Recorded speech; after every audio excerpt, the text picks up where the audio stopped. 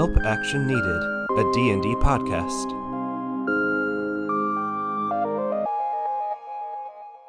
Hello, and welcome back to another episode of Help Action Needed, a D&D podcast. I am our dungeon master for this podcast, Sean Hardy, and I would like to take the moment to introduce the other players. Hi, this is Kate Pazarczyk-Johnson, and I play Nori. This is Dan Johnson, and I play Cass. This is Julie Perez, and I play Frog. This is Monica Gil, and I'm guest playing as Zeah. That's right, we got a guest to commit to us for 2 episodes. We have Monica back. So Zeah will be continuing with her little reign of chaos and camaraderie that had been introduced. So, players, at the end of the last session, you all, at the start of it, you all went to Pirates Bounty Brunch and Mimosas, the new chain restaurant popping up all across the nation, where you met Zeah and had conversations about your adventures, the life of adventuring, and how much information is too much information to share with complete strangers, as well as Cass taking a moment to kind of see what was going on in town. Zeah then took you all to the market where you were able to acquire things and find an old friend, I suppose. Someone you knew from the past. Carl, who had seemingly turned their life around in the past 2 weeks and was now trying to perform card tricks. He mentioned his sister Loran, so you can assume she made it here, but no idea where she is or what she might be up to. From there, you all went to the concert of Julien, where he had a show and let everyone in the elite classes know that they were invited to a engagement party for himself and the Price Dion tonight at the Royal Manor. And just due to proximity of Dolly, you all were invited as well. And at the end of the show, he took a moment of camaraderie and acknowledging a fellow bard, knowing that it can be a hard life, and let Frog know that he was excited to meet her and gave a little shout out. But Frog responded rather cold and seems to be having a bit of beef. We're going to join our characters now a couple hours after that, actually, as they have now gotten ready for the party. They've cleaned themselves up a bit, and we will be joining them as they approach the manor for today's episode of Help Action Needed. Okay, so players, you all would have gone back, you probably would have gotten some rooms at an inn or something to get yourselves cleaned up. Whether that's Young Led Intellectuals, the inn up here in the fancy part of town, or if you went to Olin Ensign's, the bar down in the mainland where Frog you would have performed, is up to you all. But you all are able to get cleaned up. You're all here, and you are bringing your invitations to the Royal Palace. As you approach, each of you holding your own invitation, it kind of shifts in a way that the text changes and is please write on card what you would like to be introduced as. And you can see that there are a line of people who are entering the hall that are going to have their names be called and announced in a very royal manner so that everyone can know who's in attendance. Right now, the people that are there all seem to be people that are not the highest ranking. It seems like there's a hierarchy of arrival where people that are part of the masses, or so to say, people that are the minor nobles, or people that maybe are high up merchants but aren't part of the nobility will be there earlier. And then people you all don't really slot anywhere, because you would have been if you were Dolly, you'd be able to come late as a high ranking because it's a very important member to the couple, but you're all just kind of here. So you're kind of slipping your way in at the tail end of that before the important people start arriving. And yeah, I think as we go in, if you all want to let me know what you want to be introduced as, we can describe what it'll be like as you enter into this royal... It's called the Royal Palace, but it's really a royal manor. And as you enter, you're entering into the courtyard where there are people all around mingling, but then the real party is inside the house. So as you go inside, you'll give your card to the little guard and he'll introduce you as whatever you'd like to be known as. Who goes first? I will enter first. Okay. She'll write down for Jenna Battlebrook on her little card, and then hand it over, I guess. Yeah, you hand it over, and the guard looks up and goes, "Introducing Frau Jenna Battlebrook," and hands the card back to you and allows you to walk inside. Nori will skip behind Frog, Oh, that was right. And just hand the card, and it will just say Nori Waterford. Introducing Nori Waterford, and as you hand it, there's like a general applause of people that are like not paying attention at all, but are being quite polite. I think everyone in here already like knows that like they're not the people are excited for, and you're not yet people they're excited for. So it's just like as they're conversing, they like give a small applause after each introduction, but no one's really looking up yet.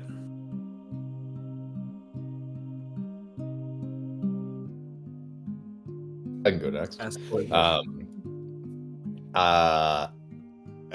We'll go with Sir Samuel Warner of Ansel. Okay. Introducing Sir Samuel Warner of Ansel, and a general polite applause as you enter. And I will just write down Miss Zeah Calhoun. And then Miss Zeah Calhoun of Salana, and allow you in. You didn't put that down, but I was late. Anyway. Cool. You all are in. If you all want to give me like a social stealth check, so Nori not at disadvantage, it like just to like blend in and not make yourselves like, not make it too clear that you are here but don't know what's going on. I just kind of want to see like how you all do. You could also make it performance if you're better at that. Nori got a nat 20, so Nice. we're just gonna keep it at some stealth. Yeah. A 9 for Frog. 9. Okay.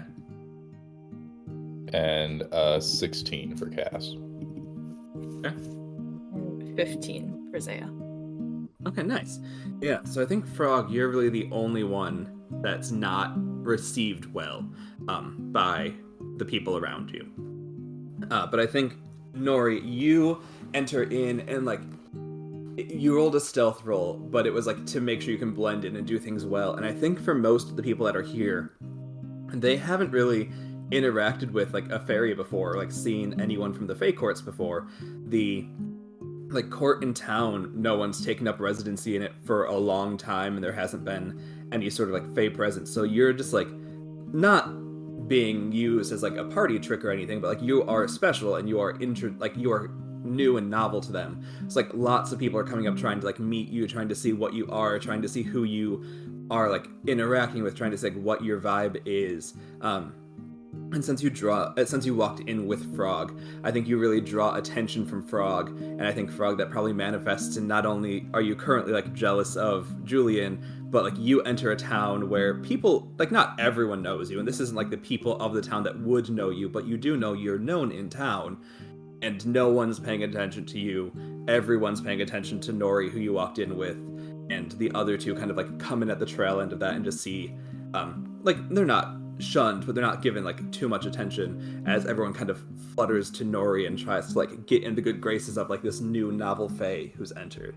So let me know what that scene looks like from all of you. Frog is noticing what's happening, and her jealousy is still growing, but now she's a little bit annoyed with Nori, even though she knows it's not Nori's fault. But she's just like under her breath again, is just gonna be like, just because she has wings, whatever.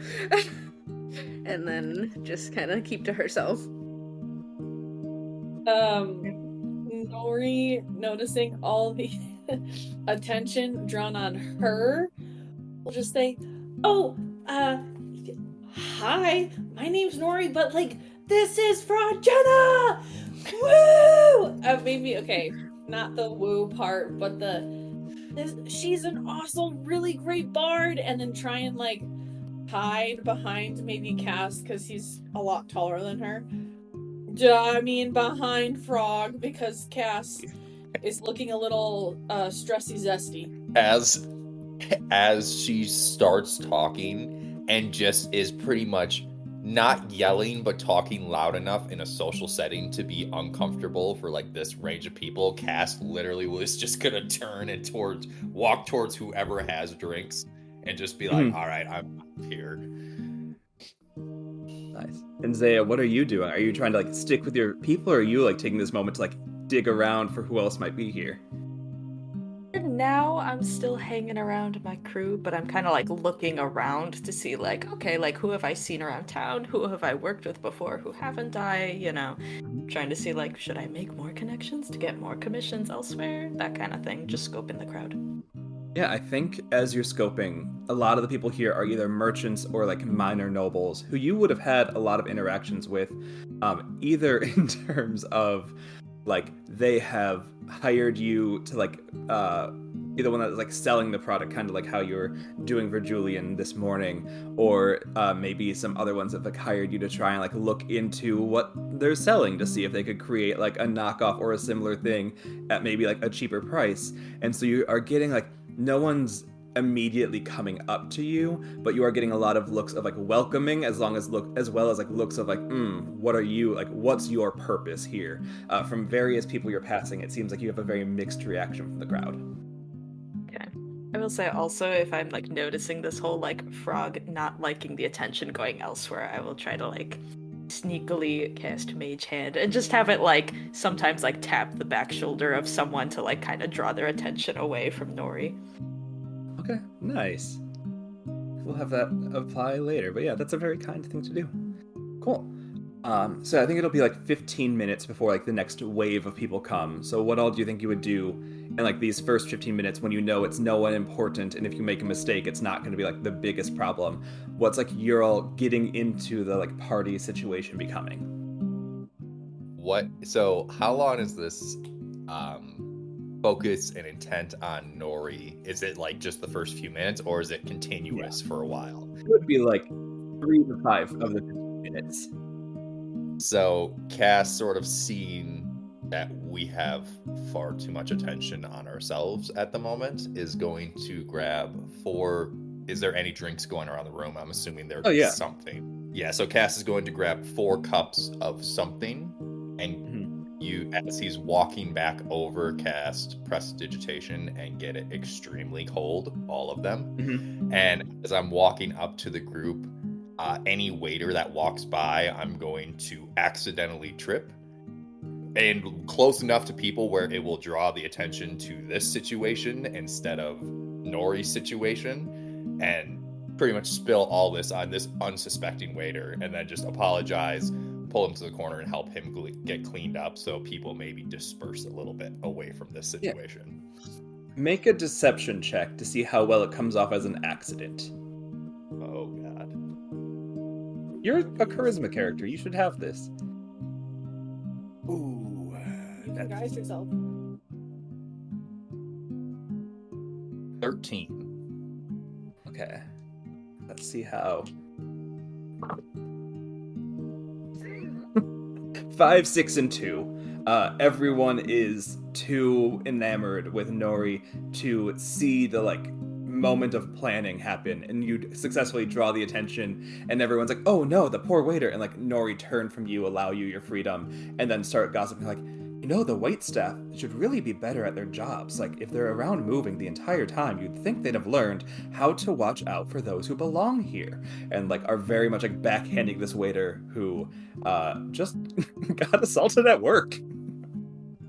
Yeah, and like after like the attention's drawn on us, I'm just gonna like sort of walk with the waiter over into like a corner that's not very suspecting. Again, prestidigitation, like clean up their clothes for them, like, and then just give them a piece of gold, just slip it into their pocket and be like, I apologize for the inconvenience, and then walk back to where I was. Nice. Okay. Anything else anyone's trying to do? Anyone trying to like gather any intel? Anyone trying to just like make themselves known a bit? Or are we kind of just gonna like wait until more important people show up? I mean, at this point, I might be moving around chatting to like people I have not like directly worked with before and stuff to just kind of, again, get to know people. Yeah, go ahead and give me just a straight charisma check. We'll see how many people it goes well with. Okay, that was a 19 plus 4, so 23. Yeah, no, like you are able to like go up to people that you've worked with before. I think probably like the person that hired you for some blackmailing on Jarls would be here. And they'll be like, This is my good friend Zeah. She is one of the best in town. If you need anything discreetly done in a timely manner, she seems very private. She doesn't like to stay around for long, so I haven't had her. I would love to have her on retainer, but for some reason she refuses. If any of you need her, you should follow her. Like, don't even put it on a job board. Just allow contact with her and she will cover things for you. And your name is now being dispersed as like a good person in town to go through. Anything you want to add to that? That's very fancy. Yeah, no, she's just gonna try and like smile and nod and not say anything that's gonna mess it up. So. I mean, as the time sort of passes, Cass will slip back towards Zeah and sort of ask, is there anyone currently here that may know a little bit more about the goings of the upper class, that maybe would be a little bit loose-lipped? Someone we could potentially get information from that she would know? I'll like point out like a couple people here and there, and if I do have the knowledge, mention like, oh, like if you get them talking about this, they'll like you, kind of thing, like conversation starter stuff. I think while you're having that conversation, about 10 minutes into your 15-minute window, there's a sudden announcement, kind of unexpected. They say, introducing Jarl's Bellman. No title, you would all note. And also you would all note that there's a societally accepted window of between important and non-important, and he has violated that window and is arriving too late for his stature. I think you would all also know that he is not being announced as Duke, because that is a title that he would have given himself far beyond his own stature. He is not even being announced as Lord or titled or noble. It's just straight Jarl's Bellman, and you see him trying to fix his posture, stand up straight as he looks down.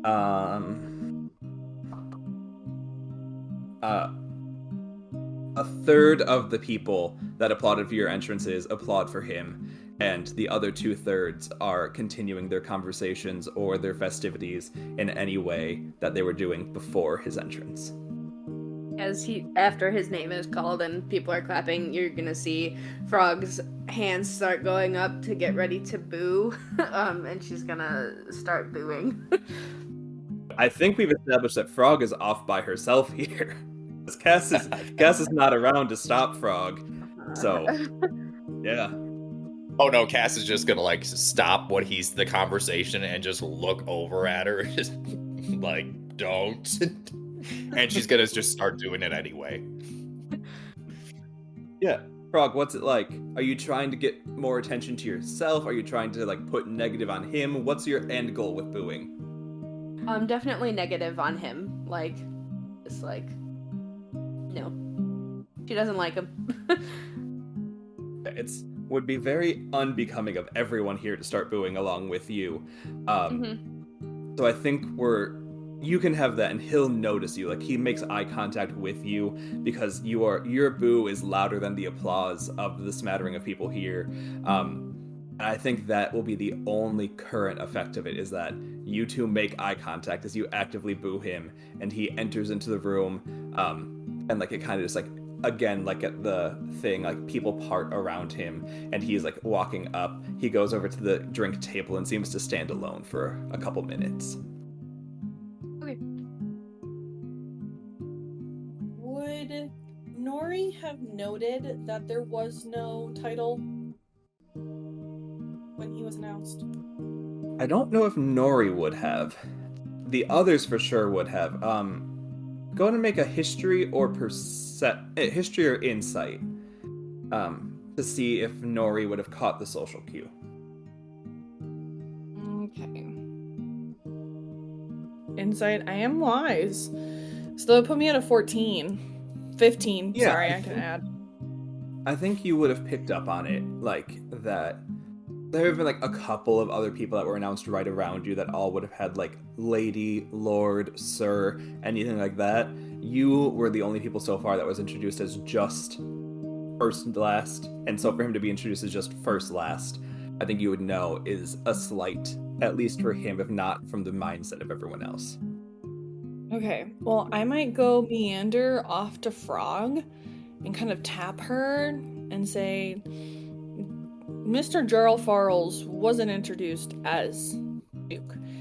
Is that anything of significance? Like, having noted it, but maybe not made, like, connections, so to speak. Frog would probably just be like, as it should be, and then say, like,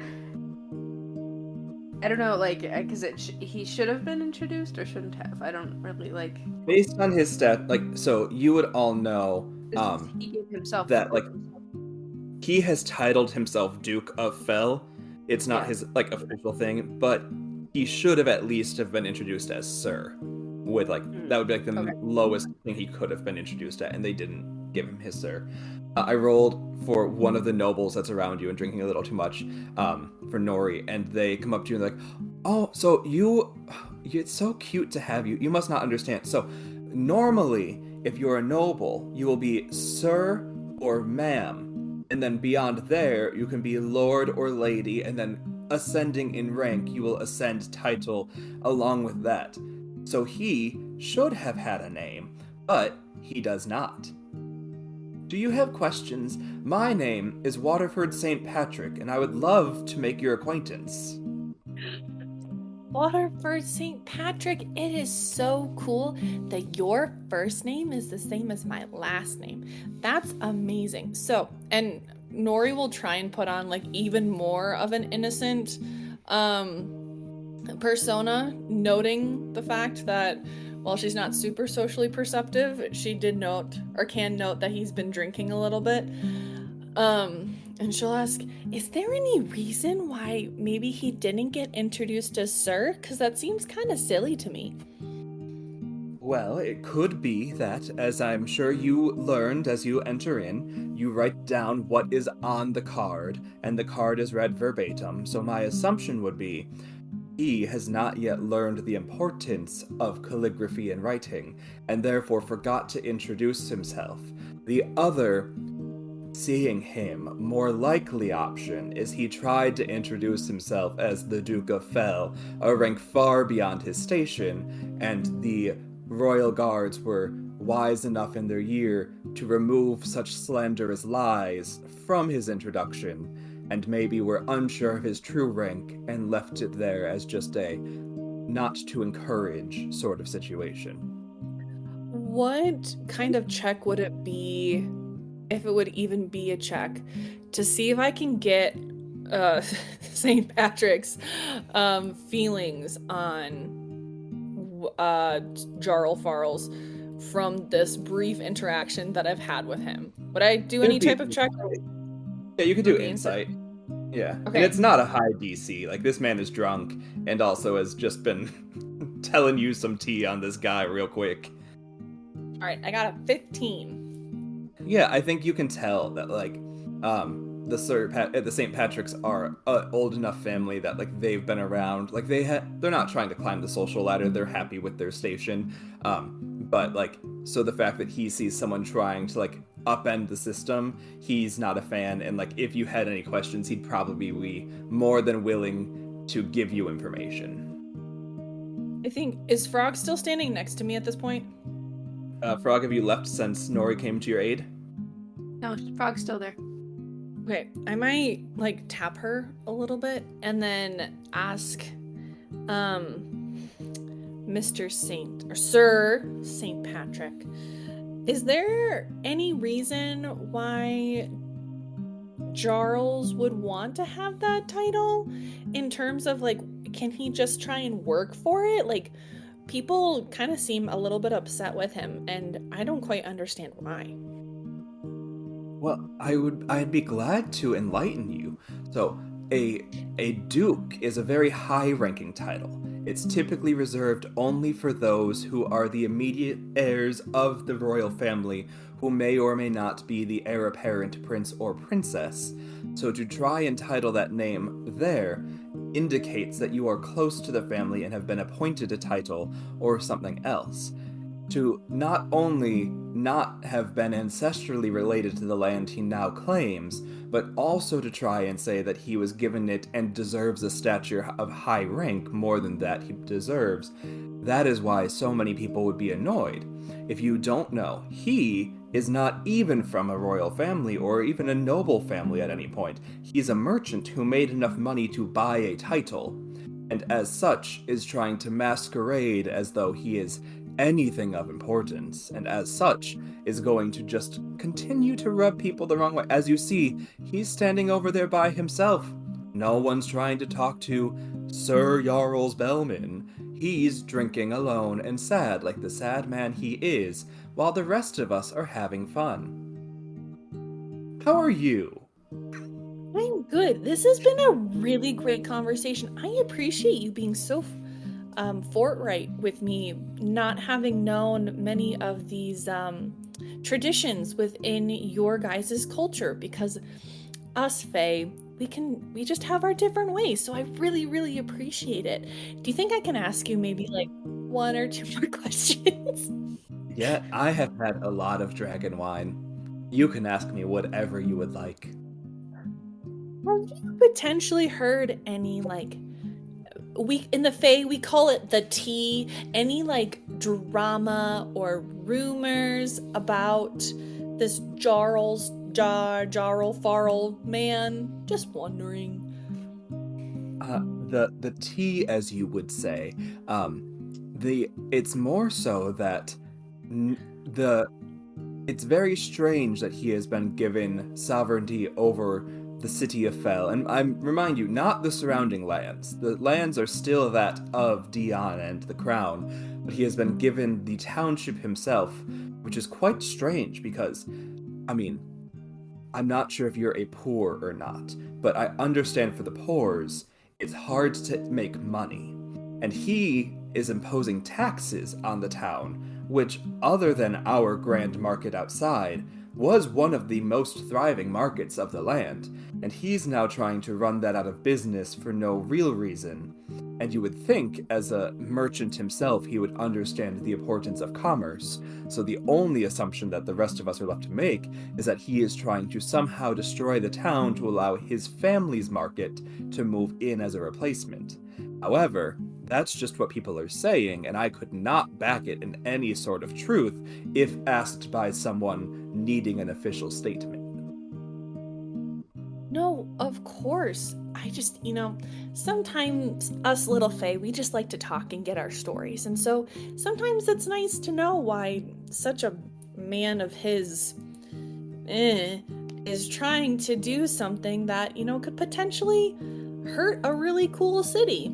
I've been there before. The people seemed great. But destroy the town and try and get it for his family's marketplace. So he comes from a family of merchants, or it's just like he's the man and then his children and, all of that malarkey? I don't know his current family, as he lives here alone, and he claims that this is his summer home. I suppose, being from the Boreal Lands, you would want somewhere not constantly coated in ice and freezing, but I don't know his current family. I do know that there is a long respected line of Bellman merchants. He is not respected, however, he should not be shunting the name of the Bellman family as he currently is, and he's just going to continue on with that. If anyone else has anything they want to gain from other people or anything they want to try and snoop out here in the last 5 minutes, Nori's just going to get a lore dump from drunk Waterford Sir Patrick for a while. Saint Patrick. Your fake character is Waterford Sir Patrick. This is Waterford Saint Patrick. Yes. Okay, now I was gonna say that Zeah's not doing anything important, but she's gonna look around for little opportunities for mischief. Like if someone's wearing a stupidly fancy hat, she's gonna try and mage hand it off of their head without them noticing, kind of thing. Swap two people's handkerchiefs without them noticing, that kind of thing. Yeah, there are gaudy hats galore. There are things that, are there to draw the eye, in the hope that if the eye is drawn, the conversation will be drawn with it. So yeah, just go ahead and roll me a sleight of hand check, and whatever you get will be how many little mischiefs you get to narrate pulling off. Okay. Oh, sweet. All right. That's 21 total. So yeah, you get to mess with 21 people in whatever way you want. This is so good. Yeah, she's just kind of like low-key giggling to herself as she does this around the room. No, you're fine. I was just gonna say Cass is just standing in proximity between Zeah and Frog, just watching all of these shenanigans unfold, knowing he has no power to stop this. Like, just wanting things to be normal for one night and knowing that Frog potentially is gonna blow up in about 5 seconds. Zeah's just doing little shit all over the place, and somehow Nori is the most put together of the group at this point.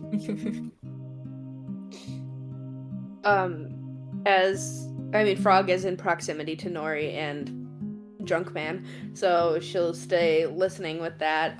But also, I assume that Jarls is nearby, right? Like he's at the bar.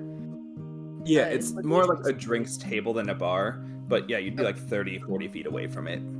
Okay, well, yeah, during that, she's gonna use silent speech and just make a very vague threat at Bellman and be like, Feldman, you will fall. And then that's all. Nice. Yeah, and it's like, that's just a thing you can do. It's not even a spell. No one can see you do it. It just successfully goes off. You like psychically whisper into this man's mind and threaten him. You see a very immediate reaction. Some of the people who you'd expect to be here have gained that like skill of their face never changes and they betray nothing. He does not have that skill. You see immediate like fear like go across his eyes, and like he's trying to like stand all like nice and posturous, and then he just like crouches back into like his normal slunch and is like and like looks around to see who could have done it, takes a sip of his drink. I liked that sound effect. Good. Okay. Then I think we'd get to the time where other people are introduced. So the rest of the people, we're going to kind of run through them, and I'll give a description so that you all know who all is here, and then you all can interact with them at any point. I think you would all gather from the people around you that this is meant to be like a group introduction, and it would be like very strange of you to try and interact with any of them at any time until this group of people has been introduced. So just for like, you, even Nori, could grab onto that concept of like, it's not like run up there and introduce myself time. It's like, okay, let the introductions finish and then things will happen. Okay, so the first introduction that comes across is announcing Lord of Morendo, Elgatine Kyrie. You would all know where Morendo is. It's the bastion city of the undead, located off the shores of the Crescent Isles. Lord of the territory of Ansel, Eoti Latif.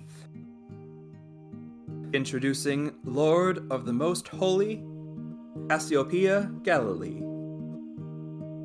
Introducing the Lord of Ryan's Rise, Toyin Latif. Introducing the Lord of the Boreal Lands and Aunt of the Prince, Shirva Frostier. Introducing the Patrician of the Crescent Isle, Nash Sukkah. And introducing Lord Commander of the Southern Army, Ember Javier. And you see, like, with each one of them, there's like a big applause, especially for the last one, the Lord Commander, Ember Javier. He was like the person, he's currently like the sitting lord of the entire Southern Territories, but like because of how much has grown there, it's not really like they need anything governed. His position is more like he was one of the people that really like held up the like human side of things in the war, and as such he's still like very much regarded as like a very public and positive figure. He's probably like very old, like even though he like has an extended life, he looks very old. You can tell that he's here more as like a symbol of honor and appreciation than any sort of assumption of other things. As well, for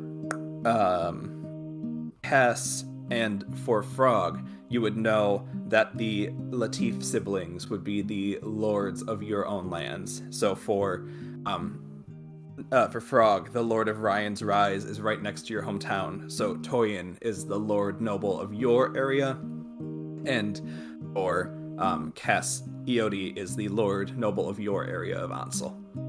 and then the rest kind of cover the rest of the town. I don't know if you would all know exactly which parts of the country they hail from. But they all are here now, and like they each respectfully bow as they enter, and then they each like come in, find like their own little groups of friends, and start mingling. You can tell like as they were introduced together, they've been talking with each other probably for like an hour or two on the offset. So like they have known each other well enough at this point that like they're excited to go see others and start interacting a bit. There'll be a couple minutes before the next introduction wave, so if any of you wanted to try and get up to one of them, you are welcome to. Before moving on, Nori would just want to make sure that she greatly thanks and shows deep appreciation for Waterford St. Patrick, because he was wonderful, and she is so glad that this man, human, came up to her and just divulged this information. Mm-hmm. See, if you think of anything else or if you need anything, you can always come tap me on the shoulder. And where did you get that dragon wine? Because it smells divine. Oh, over on that table over there with the very large collection of drinks that you and your party have seen and been eyeing. It's over there. Are fairies blind? You not see libations? No, I was just so entranced by our conversation, I didn't have an opportunity to look around the room. But now I'm going to, and I'm going to go join my friends. But it was so lovely. Come find me again if you need anything. Okay, then you just... She's going to walk away. Sounds good. Nice. Anything else? Doing anything in this brief moment? If I know anything about this new wave of people or individuals, Mm-hmm. I would probably, loop back, find the rest of y'all, kind of fill you in on people as I know them. I think the only one that you'd really have any sort of information on, because these are all the people that represent like the rest of the country. Very few of them are of Salana, but I think that Cassiopeia Galilee, who is the lord, she's the like lady of the land around Mary's Rise, which is part of where the church has things happening. She would be in town a couple times to converse with the archbishop,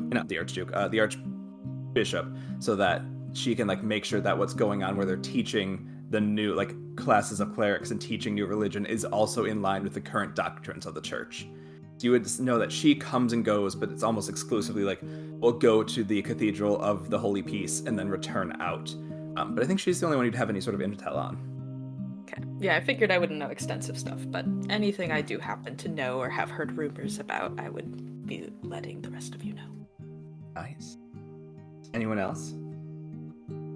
Cass would probably make his way over to the Latif sibling that is in charge of his land, or like where Ansel specifically would fall, and just sort of stick around there and try to chime into conversations when possible, like not to draw attention, but just to be made aware of type thing. Yeah.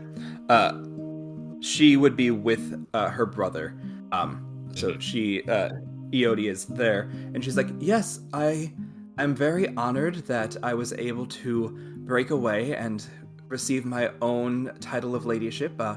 I don't quite know the fate that befell the noble before me, but I hear some sort of terror organization made sure that his family was reduced to nothing, and I hope the same fate does not befall me, but I believe that if I lead with kindness and compassion in my heart, such as our prince and our church have encouraged us to do, that the land can truly prosper. And I know the Druids will be here soon, and I'm excited to converse with them on ways that we can once again combine human intellect and druidic magic to expand the bread baskets to make sure food is provided for all at every choice. And Torian's like, Eode, no one cares.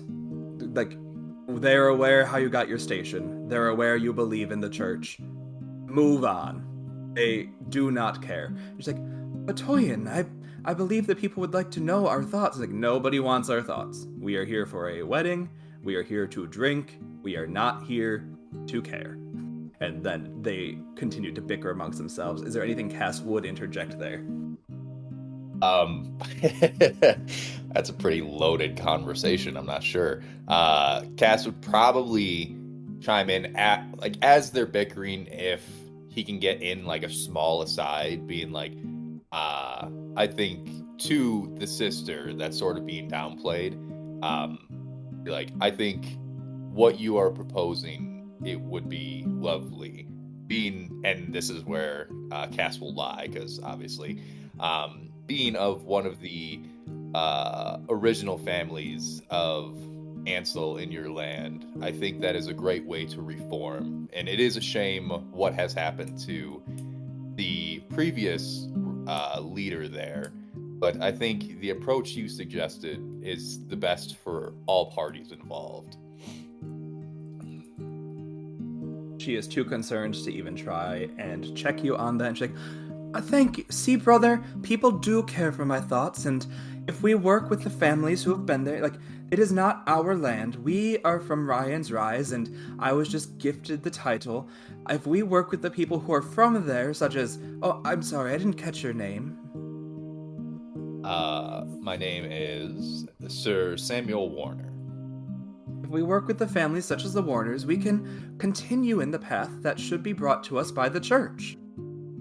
And feeling wildly uncomfortable that this could evolve more, Cass, as soon as she turns to say that, is gone. Like, he's across the room.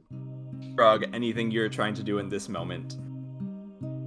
No, Frog is still just like pouting a little bit in her little corner, just hanging out. Okay. Nice. You all would see that the next people to be introduced on the balcony above you, they don't enter, they just come out, are Dion and Julien. So, first would be Julien, and they say, announcing the Bard Supreme of Salana and future husband to the heir of the throne, Julien. And no last name is given. No one seems to know his last name. Introducing the first Prince of Salana, the Prince of Peace, High Paladin of the Church, and worshipped by all, our Lord of Salana, Prince Dion Cloudvale, not Wyndham, Prince Dion Cloudvale, and everyone's like, yay! It's very excited, and they both walk out, and Dion's like, friends, I hope you will join me and my beloved in having a night of festivities. I know we have more guests who are coming, but I want each and every one of you to know you are a valued part of this town, and the community could not have been built without you. And Julian's like, and you each inspire us each and every day to create more, and we hope that our marriage will not only solidify the people and the lords together, but also solidify the future of this town and the country in its stead. And everyone applauds for them once more. Anything you all do as that announcement happens? As soon as Julien is announced as like High Bard of the region, Cass is just going to shift his glance back towards Frog and just sort of like casually watch, make sure nothing too insane is going to happen. And I am far enough away to where if something is going to happen instantly, I cannot stop it. Correct, yes. Frog is trying to restrain herself, knowing that she's like acknowledged to herself that her problem is not with Julien, so she's like trying to be better, but she'll just give like a really slow clap, like, wow, great, this is so impressive. Yeah, and I didn't give a description of Dion, I forgot. He is about like 5'10", he's quite, like, he's tall for your age, but not like the tallest person here. He's got like very cropped, like brown hair, very like imperial looking, not to like give off any sort of like regime image, but just because like as a paladin of the church, he has to maintain a very clean image. He's wearing like a very, like, it looks as though it's made out of like liquid silver, very like clean armor that's like shifting, and you can tell is like very comfortable, but could instantly become any sort of like hard armor if he were to need to go into combat. But it's a way for him to like wear a regal thing that doesn't need to always be like heavy armor, but it's magically enchanted that the silver can solidify in any moment and become heavy armor for himself, as well as just carrying a spear with him that looks more ornamental. It doesn't seem like he would need any sort of reason to have a spear for this, but he just has it with him to like signify that he is like the high paladin of the church and that like he is the one. uniting the crown and the church together in terms of status. And so yeah, they are there. Yes, and good job, Frog, taking yourself to therapy, recognizing that you are your own problem. Okay. I think now that they are here, the next group of people that would be announced would be kind of like the others.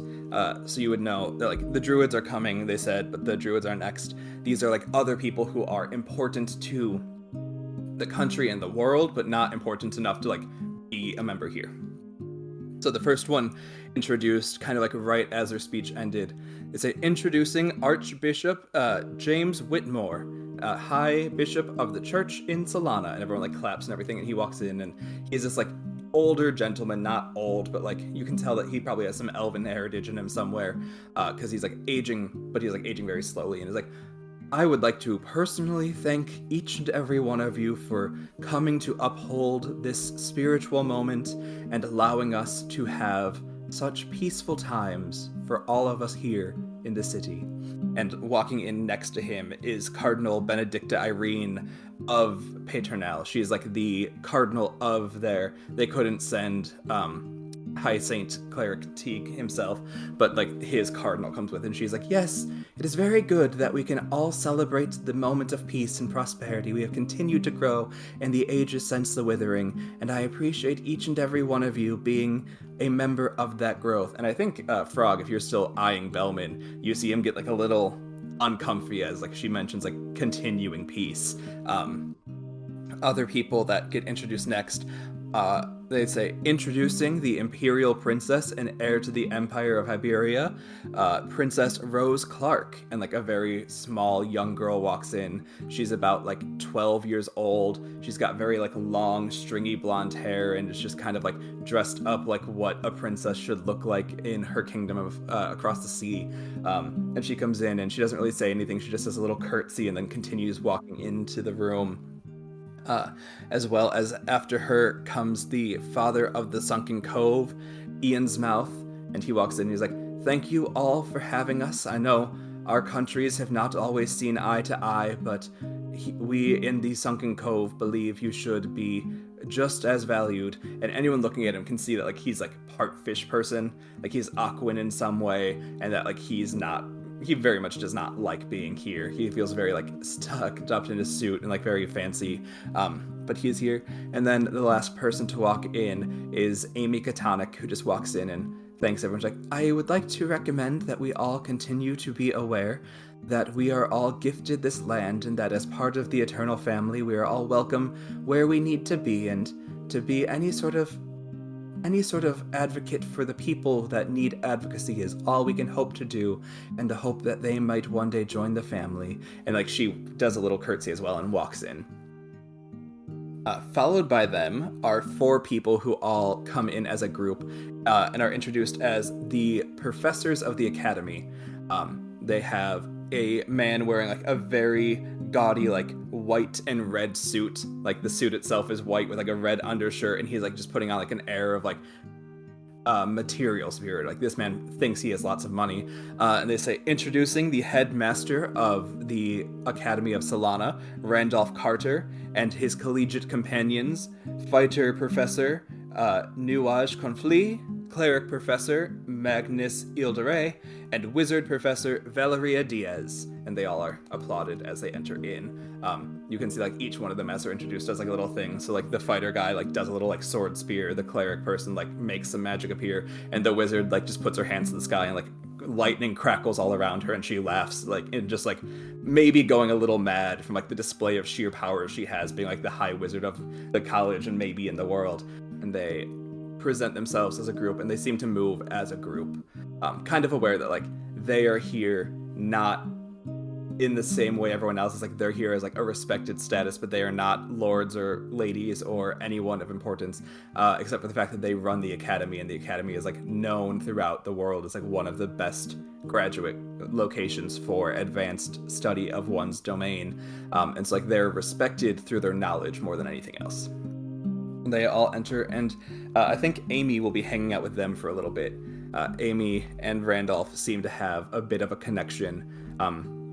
And it's like she's hanging out with the four of them, while all of the like heirs of other locations, the cardinal and the bishop, both like stay off together. And then the bishop goes up to talk to Dion, but Rose, the imperial princess, and the father of the Sunken Cove, Ian's Mouth, both like seem to like just be standing together off by their own, as they're not really meant to be. Like they're not meant to be here, but this is not like their typical scene for a Aquin and a young child just to be at this adult party. Okay. The cast will continue to mingle. Not anything too crazy, but as the amount of people grow, we'll sort of move to the border of the room, like the outskirts, and just sort of keep an eye out on everyone. Keep an eye out for the team, but also just sort of seeing if anything odd is going on. I think Nori will try and keep an eye on Geral's Farrells at this point, just to like kind of see where he's going, the people he really tries to spend time with, but slightly move her way over to Cass to ask him a question. Nice. And then as you're making your way, we'll introduce the last of the people here, and then everyone will be here, and you can all interact in whatever way you want. So the last people to come in are introduced as like a set again. These are the Druids. You can all tell as they walk in, they each appear like ageless beings. You can't tell how old they are. You know from like just the war history, some of them are hundreds of years old. Some of them have like gained their stature quickly as like the old seat of the chair has died and a new seat had to be appointed. So they're all of various ages, but it wouldn't show on their face. Like they've achieved that level of druidic like harmony with nature that time doesn't seem to affect them. They all seem like they're just eternal beings. And each one walks in a their clothing very much fitting what they're wearing. So they can tell like a lot of the people here are not from the Druids and are not of the Fae. A lot of them are humans. There's a lot of historical distrust between them, and so like they are dressed in a way that's very respectful, but also very much trying to indicate which seat they are, so that if anyone seems to have issue, they would be able to know who to communicate with. The first one is introducing the twin seats of the stars and the moon, Vespana and Clara Luna.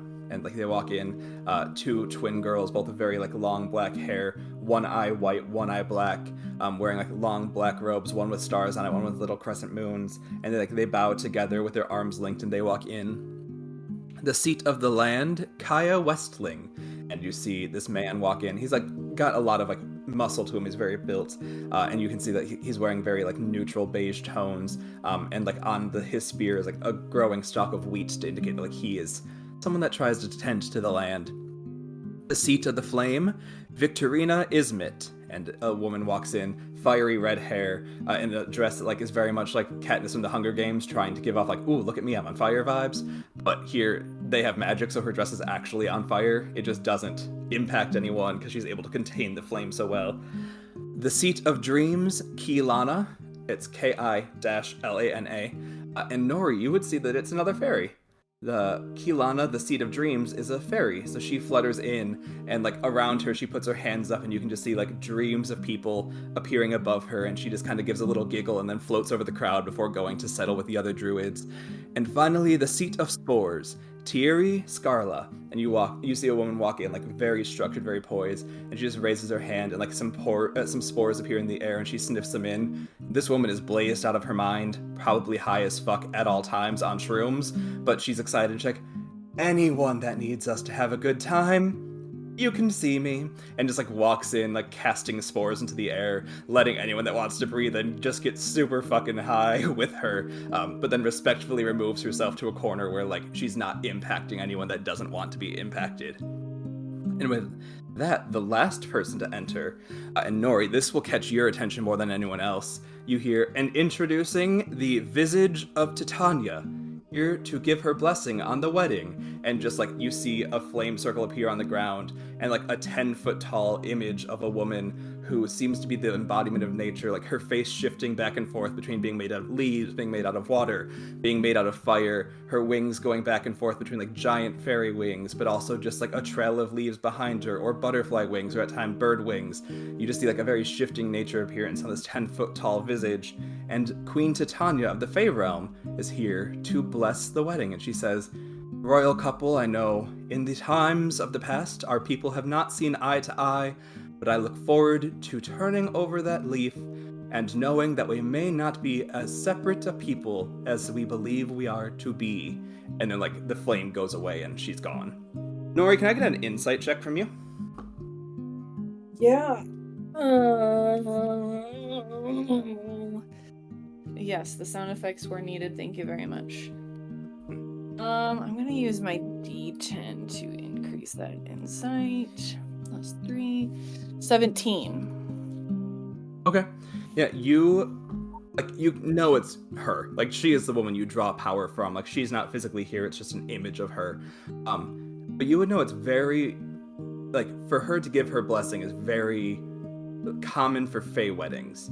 It's not common for non-Fey weddings, and it would also be like a very strong agreement that like if the wedding is to work, she is honoring it, but the moment it falls apart, if her blessing is taken in any sort of bad way, like bad things could come from it. So it's a warding of people to not fuck with the wedding. It's also a promise that like the fairies are on your side until you give us a reason for them not to be. Would it spark Nori's curiosity to then wonder about like lineage of Dion or Julien? Or like it's like literally just like a political move? I think on a 17, you understand the political implications. Like, you as a fairy do not go around stealing from people and tricking and everything, but you know, like, that part of that is because you're not in the Fey realm. Like, if you were in the Fey realm, you would have the power of, like, the written and spoken word more than anyone here would, the same way that all the Fey do. So politically, it is there as, like, a confirmation of alliance. But I think you also have just that whisper in the back of your mind of, like, lineage-wise, she has to be here for some reason, and you can't shake the feeling that it's only because of the political thing. Okay. Cool. The party commences, and you are all free to do whatever you would like. As fancier people are arriving, I am doing less of the messing with people in the background, because I'm like, okay, these stakes are a little too high. Yeah, you've gotten your name recommended a couple of times. You don't now need the higher-ups knowing who you are, necessarily. Yeah, exactly. Well, by this point, I have reached Cass. Right?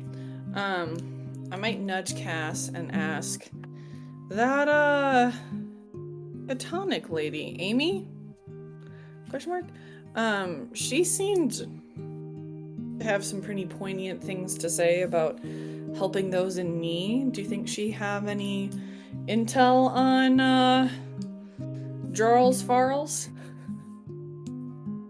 Hearing the term Jarls Farls for the upteenth time in this evening, Cass will look down and be like, I'm pretty sure she would have information on just about everyone here, for better or for worse. She seems to have been here for... Would Cass word this as an unnaturally long time? Because he would have known her how many years ago then? You would have known her from, like, when you first got involved in the family, of, like, the family of Iron, not what she called her family. And yeah, that was, what, 10 years ago? And it's like she looks pretty much the same, is my assumption, Yep, and from reports before, you would know she looks pretty much the same as then. And even, like, there aren't elves left in town. Most of the elves have left the lands to go back to the Fey Realm. Even elves would be aging faster than she seems to be. Yeah, so Cass will just sort of convey that with a slight sense of, like, wariness, like, this is not a person we want to be on the wrong side of, especially right now. But this is it. But he will say it's someone we should go talk to at some point, knowing that he did have a relationship with her, just like in a more transactional type thing in the past. So it would be good to catch up and see what has changed. But aside from that, Cass would probably go get another drink, probably have Nori come along if she's following him around at this point. I'm assuming she's uncomfortable with the amount of people here now, and would go somewhere to keep an eye on. His personal interest would be the sister of the Latif siblings that is sort of leading his land now, because from his first interpretation seems like a good person, while the brother seems a little bit more problematic of the old leader. And also keeping an eye on Jarl's Bellman as well, because now that all the heads are here, sort of seeing how he interacts with everyone. Frog will be paying attention to Julien and Dion and seeing kind of like where they're heading about, knowing that she would like to talk to him at some point. So looking for that opportunity. Yeah, I think that opportunity would actually be the first thing to present itself here, because as James and Benedicta go to like talk with Dion, you can tell that Julien is like, I don't really care about the church, and like tries to like excuse himself. And I think if he sees you eyeing him, he's gonna come down to you and like want to, because like he doesn't know you, but you know a friend of his, and like Dolly told you they're good friends, so like you are the assumed partner of a good friend of his. He wants to like get to know you a bit more and spend some time hanging out with you. I think if you're making eye contact and trying to get his attention, he will come for you. Yeah. Frog will wave him over and like give him a compliment on his show, and say that she's heard a lot about him from Dolly. He's like, yeah, I am so glad that you were able to make. Dolly sent notice of like a week and a half ago that like I could expect a new friend in town. Like it's very nice being part of society, but as you I'm sure know, it can be rather tiring to have people constantly expecting things from you, and your name being known everywhere, and everyone having preconceived ideas of who you are and what you should be doing at every step of the way. And so I think just having another friend who's coming from like Sally, who's such a real person and so down with the world, and someone else who performs for their life, like, and has their own public image, but then also their own personal image. It's really fun to have someone here that can help celebrate in a real way and not the masquerade and facade that everyone else has to put on for the evening. After hearing that, Frog is like, I guess he's a good person, in her head, and then we'll kind of like let her guard down a little bit, and she'll be like, yeah, it took us a while to get here, because we were trying to help out, what was the city's name? Fell. Oh yeah, duh. We were trying to help out in Fell, and it kind of brought us here anyway. So yeah, it's very good to meet you. Dolly said that you might have some work for us. Yeah, I could put you in contact with people if you need something done. I'm interested. What was happening in Fell? Well, as you know, stupid Jarl's Bellman has put a tax on the town, and we were working to try to get rid of that tax. We were somewhat successful, and Frog will give him the abridged version of what they did. And now we're kind of here to see Jarl's himself and see what we can do about it. Interesting that you started with, as you know, for I was not aware, nor do I believe that Dion is aware. And you see, like, he just touches one of his rings. He has, like, a ring on every finger, and he touches one and just looks up, and you can see that it's, like, somehow storing a spell slot to communicate telepathically together. And, like, you see that he just looks up and then, like, gets a nod back, and it seems like Dion just became aware of everything you told Julien as well. He's like, that is certainly interesting, as you may, or to use your own language, as you are aware, that recently was part of the estate of the crown, and we don't mourn any loss, and if the church believes it belongs somewhere else, who are we to go against the church? But it is fascinating that the church would be giving out land to people in light of the news that we just received from the Archbishop. But that's not for me to say. I believe an official announcement will be coming soon. So the frog would just be like, I had no idea that you guys didn't know. And then she'll kind of offer up a little bit more information about like what we know about Bellman and tell them that if they can be of any assistance that we'd be happy to. He's like, well, yeah, first off, I would like to apologize for giving the impression of anyone that I am aware that this was happening and not acting upon it. I would not want anyone to assume that of me. But thank you for sharing and thank you for the information, and we will definitely be we're friends now, so we will definitely be in contact about what is happening here. Cool. Who wants to go next? Who's got a thing they're vibing with? Oh, I was just gonna ask where everyone is in proximity to each other. So it's like, are we like, can we see Frog interacting with these? Because there's a crowd now in here. Yeah, there's a crowd. I think you couldn't see Frog because Frog's a halfling, so Frog is like under most people's height here. But you would know that like Julien would be interacting with Frog, or like you would have seen the approach, so you can see Julien. Can't really see Frog, but you can see where they are in the crowd. And no one's more than like 80 feet away from each other at any given point. Like it's essentially a large ballroom, so everyone's kind of mingling in the same area, but no one's really interacting in any negative way. Standing next to Cass, Nori will continue to follow because large crowds make her a little anxious. But in the meantime, I'm gonna cast Detect Magic and have that up for 10 minutes. Nice. Yeah, you are like immediately greeted by so much magic. Everyone around you seems to be wearing at least some sort of like, maybe like they have like a ring that makes their clothes look fancier, or they have like a ring of prestidigitation that's constantly like perfuming them, so they always smell like whatever they want to smell of. Some of them have like ceremonial instruments that are like a dagger or a knife or a like some sort of weapon that signalizes like their house's stature and like a reason for them. Different crests that like for some people look like just a little badge, but it's actually casting mage armor, so that if anything happened, they would have increased thing. Like magic is all around you at this. Is there anything specific you're looking for?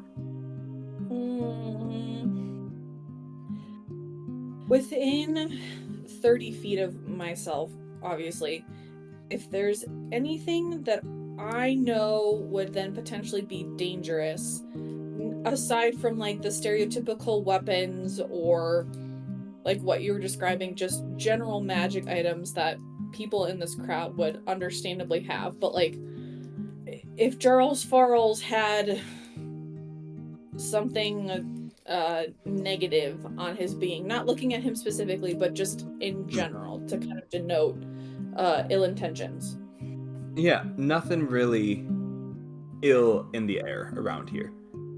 Okay. I think also with that detect magic, Nori would know if someone was trying to bring something like that in, they would probably have access to high enough like concealing magic that they could cast like non-detection on it, or they could cast like the Lysat's changey thingy. That's not the name of the spell, I can't remember the name of the spell, that like makes magical items appear non-magical.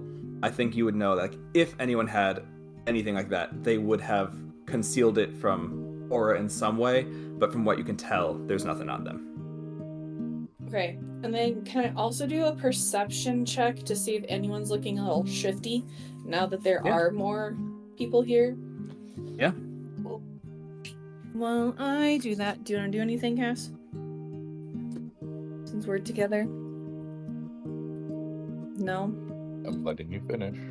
I'm very wise. Okay, remember that. A 17. Nice, yeah. I think in terms of shifty, I think you would see the conversation between the Archbishop and Dion getting a little tense. They don't look like they're causing any issue, it just seems like it's getting a little intense. You see from the corner with Thierry that lots of people are starting to look a little shifty as like their perceptions of reality are changing, and like they're all just starting to like stare into the void and rock back and forth as like some sort of music is playing, and they are all just like seeing the stars beyond nature and accepting the like fungal truth of spores. I think you would see that, like, not in a rude way, but everyone seems to just be standing away from Amy. Like, as she walks, like, they'll have pleasant conversations, but no one stays with her for more than, like, a minute or two at most. And there's just, like, a 10-foot ring around her that people seem to, like, be dodging in and out of. I don't think you catch anything shifty, but you do catch a lot of, like, social interactions between people. Okay, so that sounds great. And as we are approaching, because I'm taking this as Cass and Nori following would slowly be making our way over to where Frog roughly is by Julien, and Dion seems like he's sort of departed a little bit to a different area, but close He's still to up on the balcony, yeah. Close to Julien, and Cass would sort of nudge Nori and ask if there's anything. Seeing that she used detect magic, because I'm assuming being right next to her would notice that. Yeah. That's like, unless Kate used the first of your ever meta magic that you took when you made the character to cast Subtle Spell, you have never used your meta magic ability, then yeah, you'd know it was there. Did you use your meta magic? No, but I should write that down. It's anyway. on your character sheet. Anyway, go ahead, Cass. I know. It doesn't mean I always know what those things do. Sorry. Anyway. But I would just sort of ask Nori if there's anything magical around Julien at this point. And Nori would say... Yeah, like I said, all of the rings seem to all be storing spell slots.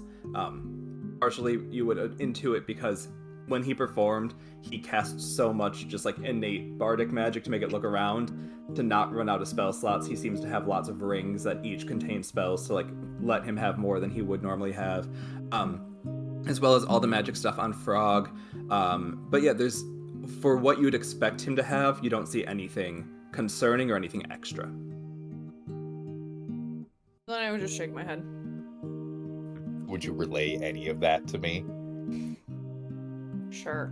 Okay, like that was really the question, was just Cass during the show didn't take note of how much was going on and was just sort of wondering, like, is he that like high level of a bard? Like, is he that experienced, or is there something else in the works behind the scenes type thing? So Cass will take note of the rings that are sort of storing some of his abilities just for future reference.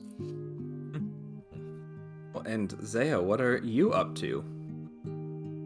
So I figure at some point in the evening I've like approached my friends and been like, okay, like if you need me, or you need any connections or need any help with anything, let me know.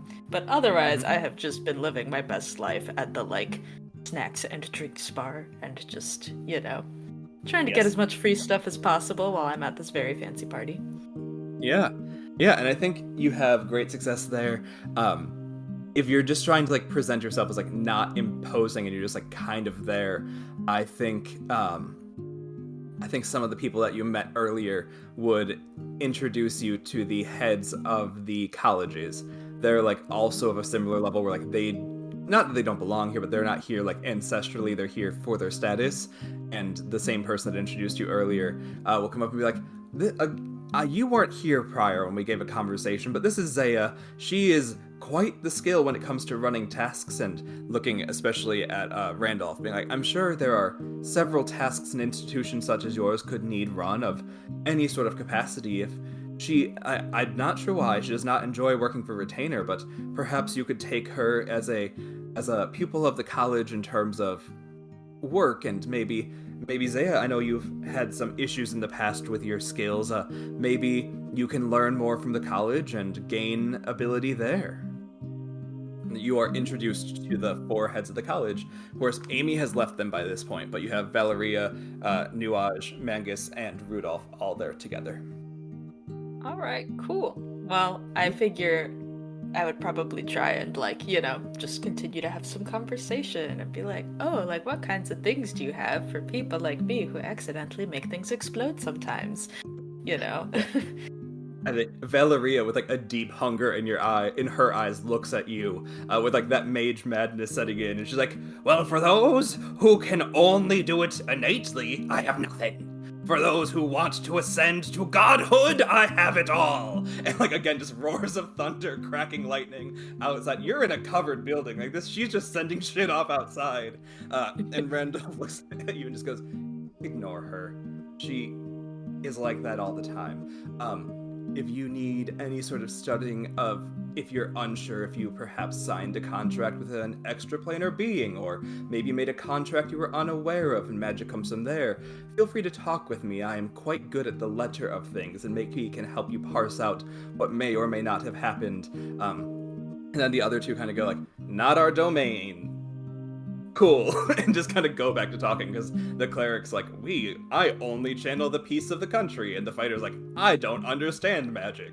So as Valeria is just going off summoning whatever magic she wants, Randolph, the headmaster of the institution, tries to connect. Like, I think he's smart enough to know it's mostly sorceress magic and very innate, but it's like he's probably seen a contract or two that tries to like hide the magic and be like, oh, it's innate and sorceress, when really it's like an archfey just trying to like get in through bloodline. So he's willing to help you investigate if it is that, or if it is truly just somewhere down the line you got some magic and here you are. Okay, yeah. I'm sure I would spend a good amount of time just like chit-chatting about magic things, or like, oh, one time I stuck like my pinky toe in a fairy circle. Could that have been it? Etc., etc. They are probably getting bored of me fairly quickly, but I don't know. Zeah would probably be fairly caught up that she might not notice. And also, like, they don't seem to have a lot of people approaching them. Like, you kind of get the feeling that like a lot of the people here are not, like, they have magic on them, but they're not magically attuned or really like ability attuned themselves. Like, you are one of the few people here who like is actually interacting with them and has some sort of ability and presenting talent. So it's kind of that thing where like they might not really care about you after a point, but they still are interested in the fact that there's someone else who has taken time to learn and trying to dedicate themselves. That like that collegiate part of them comes out and is like still willing to converse, because you seem like you would be more interesting than any of the nobles who are like, oh, can I fund the institution and maybe get like a year of my tax write-offs? Like, you're not doing that, so they're willing to hang out with you for a bit. Cool. Anyone else have anything they want to do before we move to our next scene? Okay. You all hear from the top, like there's like like just a loud noise, not meant to be like anything upsetting. It's just like a loud bell chime to grab attention. And Dion and the Archbishop step up together and say, dear friends, I regret to inform you that we need to end our celebration early tonight, as it has just come to my attention that High Cleric Saint Tag has died. It would appear that he died in his sleep, and the church and I need to go and commune about what's next. Archbishop Whitmore here will clearly ascend to new High Cleric role, as he has been the second in command for a while and will become next, but you are welcome to have whatever food and drink you would like to take with you, but in this moment it feels inappropriate to continue our celebration knowing that the country has taken a great loss. And I appreciate all of you for being here, but ask for a moment of seclusion for myself and the church in this time, and all of you make an insight check. 11. 7. 3. Hold on, sorry, I'm really bad at 13. Yes, Nori being super wise. Okay, so 16 plus 3 is 9. And then 19 plus 6 is 25. 25. Okay. And Cassius was a 13? Correct. Okay. So everyone but Nori, I think you're taken up in the like gasp of the audience. You're like, oh no, like the person, or history-wise, the high cleric who has been now a living saint, was the first cleric to become the head of the church. Like, he created the church, and he has been like the embodiment, and it's kind of been like a pinhole in. And part of what has kept the like relationship between everyone so secure is that the same head of church and the same head of state have been in their same roles the entire time. So a lot of the like concern here is coming from the fact that like now that someone new will be taking over the church, will that connection stay the same? Will anything else happen? Nori, there are a couple people who are not surprised by this news. You, like, just glancing around, you can tell that Amy is not surprised, but not in the same way that other people are. And you can tell that Cassiopeia is not surprised, but everyone else seems to be, like, very caught off by this news. Like, including, like, Dion, it's like a genuine announcement, so to speak. As far as you can tell from everyone up there. And the Archbishop, whatever. Yep. As far as you can tell, it seems. Yeah. Well, this Amy character seems like someone we need to talk to. This is Nori internally not actually saying anything. Yep. Yeah. And so I think you would all have a brief moment before everyone leaves to get in any last minute things you want to get in. And then the party will have to come to a natural conclusion. Frog, you and Julien swap information. Like, either like sending contracts or like if you have any sort of way for him to communicate with you, he is gonna like figure it out. Where are you thinking you're staying? Do you think you're gonna stay in like the bar you normally perform in? Do you think you're gonna stay in the collegiate bar? Or if you want, like, he could offer you one of the rooms in the manor for you all to stay in, since you had already set up as like a close comrade that you could stay with. It kind of is falling to you right now to pick where your party is staying. I would imagine the manor would probably be the best spot, so... Okay. Yeah, he, like, will, like, the same waiter that Cass poured drinks on earlier is summoned to your aid and is like, "This is Clark. He will take you to the guest wing of the place. You and your companions are welcome to use it, and when things have calmed down, we will communicate with you more and try and figure out what's going on next. I don't imagine you would try and cause any issue, but please stay to the reserved wing, just until we can give you an appropriate tour. And, like, whenever you're ready, Clark will take the three of you off. Zeah, you can go with him if you want, but I think since you've been staying kind of, like, mingling, he doesn't quite consider you part of the three. And so the extension could be to you to visit, but the extension for Clark is not also to take you to the guest wing. Okay, gotcha. Mm-hmm. Yeah, like if the opportunity had arisen to stay in Fancy Town, you know, sure, but she also has her home to go back to, so. I mean, I suppose before parting ways, I would, you know, come back to the three of you guys, and thank you very much for, like, taking me around town today. It was a lot of fun, and I wouldn't have been able to come to this party if I didn't randomly meet you, so that was cool. And if you need anything else while you're in Salana, hit me up. I'd like tell you where, you know, whereabouts you could find me, you know, the next few days and stuff. It's been lovely getting to chat with you. We'll definitely see you before, or see you again during our time in Salana. Frog will hand you a little patch that has Frog's, you know, performer stuff on it, because she saw your Julien patch and was like, you could use one of mine. I will take it super excitedly, and I promise to put it onto this, you know, jacket, shirt, tunic, whatever I'm wearing, you know, when I get the chance.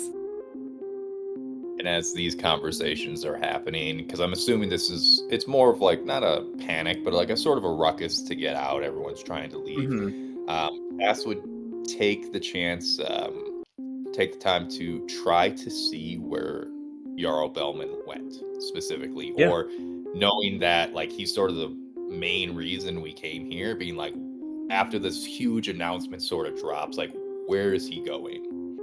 Yep. Make an perception or investigation check. It's going to be contested.